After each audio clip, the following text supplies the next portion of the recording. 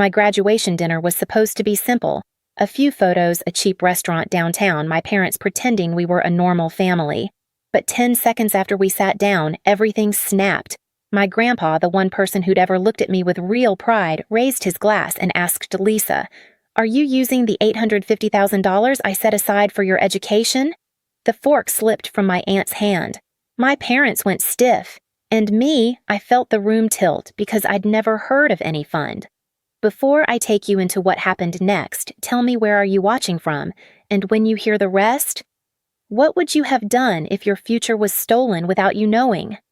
Growing up, I learned early that my family looked balanced from the outside, but never felt that way on the inside. My sister Megan was the bright one, the child my parents genuinely believed would make something of herself. They never said I wouldn't, they just never said I would. And in a family like mine, silence spoke louder than praise. By middle school, the pattern was clear. Megan got opportunities, I got responsibilities. When she struggled in math, my parents hired a tutor. When I struggled, they told me it was a good chance to build discipline. She got a used car on her 16th birthday. I got a planner and a speech about independence. I wasn't angry then, just confused and a little ashamed that needing help made me feel like a burden. College only magnified the distance between us. I worked part-time at a cafe near campus, wiping tables and memorizing regulars' orders while juggling classes and student loan paperwork. My clothes always smelled faintly like espresso, and my sleep schedule was whatever was left over after assignments and shifts. Whenever I hinted at needing support books rent anything, Mom would sigh, "Lisa, you know how tight things are." Dad would nod along like he was agreeing with some invisible rule book. They said the same sentence every time we wish we could do more. But somehow, the budget was never too tight for Megan. She got help with her apartment deposit, then help with her car maintenance, later support for a business idea that turned into a year-long project she never completed. Every time I tried to question the imbalance, I felt childish, petty, ungrateful. I told myself I was strong enough to carry my own weight. I believed that until the night everything unraveled. There were small moments beforehand, little flickers of truth that I didn't recognize. Like the afternoon, I stopped by my parents' house and found an envelope in the garage with my grandpa's name on it mixed with old holiday decorations. Before I could even read the return address, Mom rushed over, snatched it from my hands, and said, "Old paperwork. Don't worry about it." She shoved it into a drawer she normally kept locked. Her smile was tight, rehearsed. Something inside me whispered that she wasn't telling the truth, but I pushed the feeling down the way I always did. Grandpa, my dad's father, lived in another city. He was gentle, thoughtful, and never said things just to fill the silence. Every card he sent me growing up had the same handwritten line, "Keep going, I believe in you." I didn't know he'd been quietly planning for my future. I didn't know he'd trusted my parents to protect something meant for me.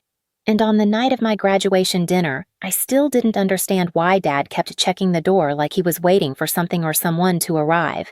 I had no idea my entire life was about to split open. In the weeks leading up to my graduation dinner, something in my family's rhythm started to shift, even if I couldn't name it yet. It appeared first in the way Mom watched me when she thought I wasn't looking, tight, nervous glances she tried to hide behind casual smiles. Dad grew more talkative than usual, asking questions about my job, my rent, my classes, as if gathering data for a test he didn't want me to know I was taking. At the time, I wrote it off as pride or midlife emotion.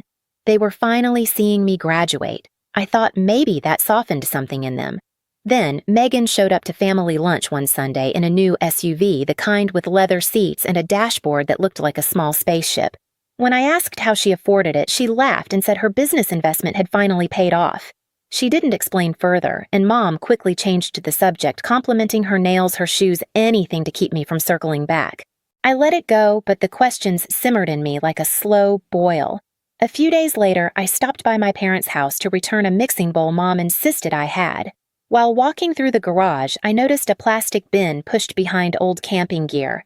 It wasn't the bin that caught my attention, but the envelope sitting on top. My grandpa's name was on it, printed clearly. I reached for it, but before I could turn it over, Mom appeared in the doorway, moving faster than I'd ever seen her move. She snatched the envelope and said it was misplaced paperwork before shoving it inside a cabinet. Her voice shook slightly. That was the first moment something inside me twisted hard enough to hurt. That night, I tried to study for finals, but my mind kept drifting back to the garage. What paperwork of Grandpa's would be sitting in a dusty bin at my parents' house? Why hide it from me? I replayed Mom's face in my memory, the flash of panic, the too quick explanation. A question formed in my mind, sharp and unwelcome. What were they hiding? The turning point came the night before graduation. I heard my parents arguing in the kitchen, their voices low, but tense enough to vibrate through the hallway. I wasn't trying to listen, but one sentence from my dad froze me in place. "We can't keep this quiet forever," he said. Mom hissed something back, something like, "She doesn't need to know. Megan needs stability." My stomach twisted. Who was she? What didn't I need to know? And why did Megan's stability always seem to cost me something? I didn't realize I was losing. I lay awake for hours, staring at the ceiling, my heart beat too loud in the stillness of my room. I thought about the envelopes, the unexplained expenses, the nervous glances. I thought about all the years I'd asked for help and been told there was nothing available. I wondered for the first time if the problem wasn't what they couldn't give me, but what they refused to. By morning, I felt hollow, but strangely clear. Something was wrong, and whatever it was, my parents were desperate to contain it. I told myself I'd stop asking questions at least until after graduation. I needed one peaceful day, one moment where I wasn't the daughter trying to navigate the space between gratitude and abandonment.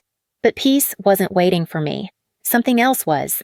Graduation morning should have felt hopeful, but I woke up with a heaviness I couldn't shake. Mom knocked on my door earlier than expected and asked if I was excited, her voice too bright, like someone forcing sunlight through a closed curtain. Dad hovered behind her, pretending to scroll through his phone even though the screen was off. Their strange tension settled into the hallway like fog. I tried to ignore it, tried to focus on my ceremony, but every part of me felt alert, bracing for something I couldn't name. At the campus, Megan acted unusually cheerful, insisting on taking photos with me. She wrapped her arm around my shoulder and whispered, "Big day for you, sis." Her tone was sweet, but something about it felt wrong, like she was performing for an audience only she could see. When she stepped back, Mom immediately rushed to her side, adjusting her hair and telling her she looked stunning, despite it being my graduation. I felt the familiar sting in my chest, but brushed it away. For once, I wanted the day to be about achievement, not comparison. After the ceremony, my parents insisted we head straight to the restaurant. Dad kept checking his watch. Mom kept smoothing her blouse. Megan kept touching her phone like she was waiting for a message. I thought they were just hungry or impatient, but the truth was much darker. They weren't hurrying for me. They were hurrying because they were terrified of who else might show up. When we reached the restaurant, I understood why Dad had been watching the door. My grandpa sat at a table near the back, smiling when he saw me. I hadn't expected him. I didn't even know he knew the reservation time. Mom's face tightened the moment she spotted him. Megan froze mid-step. Dad let out a thin, nervous laugh. That was when the air changed, the kind of shift you feel in your bones before your mind can catch up. Grandpa hugged me tightly and told me how proud he was. Something in his voice warmed and steadied me, like I'd finally reached a place where I didn't have to prove anything. But the tension around us was unmistakable. Mom kept wringing her napkin. Megan whispered something to Dad. He shook his head sharply. My instincts sharpened. Whatever secret they'd been guarding was connected to Grandpa, and it was about to surface. During appetizers, Grandpa asked gentle questions about school and work. I answered honestly, grateful for the moment of normalcy. But when he asked about my student loans, Mom's fork paused midair. Megan's eyes widened. Dad cleared his throat. I felt the room tighten. Grandpa noticed too. His expression shifted almost imperceptibly. That was when I felt something inside me collapse, not dramatically, but quietly, like a bridge losing a single crucial beam. I knew my family was hiding something. I knew it involved money, and for the first time in my life, I wasn't willing to absorb the confusion alone. So instead of shrinking back as I always had, I watched them. I studied every flicker of panic on my mother's face, every forced smile from my father, every restless twitch of Megan's fingers. I held my questions close. I didn't push, not yet. But the old version of me, the one who accepted explanations that never made sense, was gone. A new part of me had surfaced, steadier and sharper. and I was ready to face whatever truth they were trying so desperately to bury. By the time the entrees arrived, the energy at the table felt nothing like a celebration. It felt like we were all sitting on a live wire. Mom barely touched her plate. Dad kept wiping his glasses even though they were clean. Megan scrolled through her phone with restless fingers, pretending to be bored, but stealing glances at Grandpa every few seconds. The air was thick, as if everyone but me already knew a storm was forming. Grandpa cut into his salmon slowly, his eyes drifting between my parents with a calmness that made the tension worse. He asked a few more soft questions about work, my future plans, the apartment I'd been trying to afford without help. I answered honestly, though my throat felt tight. I kept expecting Mom to interrupt Dad to make an excuse, Megan to throw in some comment to redirect things. But no one did.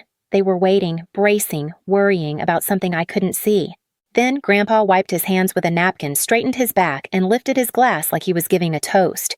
His smile was warm, but his eyes were sharp. He looked at me, not at my parents, not at Megan, and said, "Lisa, sweetheart, I've been meaning to ask you something important." My chest tightened. Even Mom's breathing halted.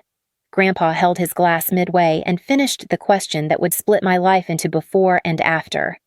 "Are you using the $850,000 I set aside for your education?" The room silenced so quickly it felt like the air had been sucked out. For a heartbeat, I couldn't move. Then I heard a loud metallic clatter, my aunt sitting across from me dropping her fork onto her plate. The sound echoed through the restaurant. Several tables turned to stare. Dad's smile froze like wet cement. Mom's face drained of all color, her fingers clenching around her napkin. Megan's phone slipped slightly in her grip. I swallowed hard. What fund I didn't recognize my own voice. It sounded distant, like someone speaking underwater. Grandpa's brows pinched together. Confusion. Then something else hurt. He set his glass down. "You don't know about it?" he asked softly, almost whispering. He turned his head toward my parents with a slow, deliberate movement. "You didn't tell her?" Mom shook her head violently, as if denying reality itself. "Dad, she must have forgotten. We told her a long time ago." "You didn't," I said quietly. "You never said anything." Grandpa's expression hardened, the warmth in his eyes cooling into something sharp and focused. "Interesting," he said, voice deepening, "because the bank says someone used it." The words cracked across the table like thunder. Dad choked on his water. Mom's fingers trembled so violently her napkin slipped to the floor. Megan froze her phone, dimming in her hand. I stared at them, my heartbeat hammering in my ears. Grandpa leaned forward. "The fund has been drawn from for months now. Large withdrawals, regular ones, and none of them came from you." Dad tried to find his voice. "Dad, you're misunderstanding." No, Grandpa snapped, and the entire restaurant fell silent again. His voice was low-controlled but furious. I checked twice. I called the bank. I asked for verification. I asked who accessed it. And the answer was not my granddaughter. Mom covered her mouth like she was about to faint. Grandpa turned to me, his jaw tight. "Lisa, sweetheart, did you ever authorize your parents to act on your behalf? Did you ever sign anything?" "No," I whispered. "Never." Megan shifted her chair, creaking. She finally spoke, her voice forced and light. "Grandpa, maybe the bank messed up. You know they're always making mistakes. Remember that time?" Grandpa cut her off with one look. Megan's mouth closed instantly. He turned his attention back to my parents, his eyes burning now. "Tell me the truth now." It wasn't a request. It was a command. Dad's shoulders sagged. Mom squeezed her eyes shut. Megan looked at them both, waiting for someone else to clean up a mess she clearly knew existed. Dad finally spoke, voice trembling. We had no choice. We needed help." And Megan's head snapped toward him. "Dad!" "No," Dad said, shaking. He asked. "We have to tell him." Grandpa's face hardened. "Tell me what?" Mom broke first. Tears spilled down her cheeks. We thought Lisa didn't need it. She always took care of herself. She worked. She managed. Megan was struggling, Dad. She needed support, and you weren't around to see that." "I wasn't around because I trusted you," Grandpa said quietly. "I trusted you to protect what was hers." Megan slammed her hand on the table. Why does it matter? It's still family money. We used it for family things. My stomach twisted. What things? Silence. Then Dad answered. Down payment on Megan's condo, her car, some of her business expenses, and other things. Groceries, bills, emergencies. Emergencies, I repeated. You mean spa packages? Furniture trips she took? Mom sobbed harder, but not from remorse, more from being exposed. Grandpa's voice shook with restrained anger. You stole from your own daughter. You stole from me. And you lied. Megan tried again. Grandpa, stop. I'm your granddaughter, too. Don't act like I don't matter. Grandpa turned toward her with a coldness I had never seen. You matter, but not more than your sister. And not at the expense of her future. Dad reached out a hand toward Grandpa. We planned to pay it back. Eventually. No, Grandpa said. You planned to hide it forever. He stood up abruptly, his chair scraping hard against the floor. The entire restaurant watched. Mom whispered, Please don't do anything drastic. Grandpa looked at me instead. Lisa, you're coming with me tomorrow morning. We're going to the bank together. And then we're going to see my attorney. Mom gasped. No, Dad, please. Grandpa pointed at her with shaking fury. You had years to think about consequences. Now you'll face them. Dad sank into his chair shoulders, caving. Megan's eyes darted between us, panic rising. This isn't fair. I needed that help. Why couldn't she just work like she always does? She's used to it. The truth cut deeper than any lie. I wasn't angry the way I expected. I didn't scream. I didn't collapse. I just sat there feeling something inside me settle into a cold, steady place. A place that finally understood the shape of betrayal. Grandpa rested a gentle hand on my shoulder. You deserved a future, and they stole it from you. But I will fix this. Mom sobbed into her hands. Dad stared at his empty plate. Megan glared at me like I'd ruined her life by simply being the victim. But for the first time, I didn't shrink. I looked straight at each of them and said the only thing I could manage, I won't let you take anything else from me. Grandpa squeezed my shoulder. You won't have to. And just like that, the facade of our family shattered piece by piece under the soft restaurant lights. The next morning, I met Grandpa outside the bank. He looked tired, older somehow, but steadier than anyone I'd ever known.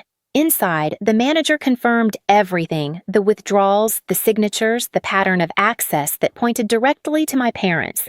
Grandpa requested the accounts frozen immediately. He asked for printed statements, then calmly scheduled a meeting with his attorney for that afternoon. There was no yelling, no dramatic threats, just a firm, quiet insistence on accountability. At the attorney's office, I learned the full extent of it. My parents had drained the fund almost completely, using it for Megan's condo, Megan's car, and months of expenses that had nothing to do with me. The attorney walked me through the next steps, restitution documentation, and a new fund created under my name alone with strict oversight so no one could touch it again. That evening, Grandpa sat with me in my small apartment. He apologized not for their choices but for trusting the wrong people. I told him he didn't owe me an apology. The betrayal wasn't his. For the first time in years, I felt the ground under me steady, not because everything was fixed, but because the truth was finally mine. In the weeks that followed, my parents tried calling, apologizing, explaining, rewriting the story in every way they could. I didn't argue. I simply stepped back and let distance do the work truth had already started. Grandpa's new fund gave me stability, but his honesty gave me something bigger: permission to protect myself. If any part of my story hits home, tell me where you're watching from. And after hearing all this, what would you have done in my place?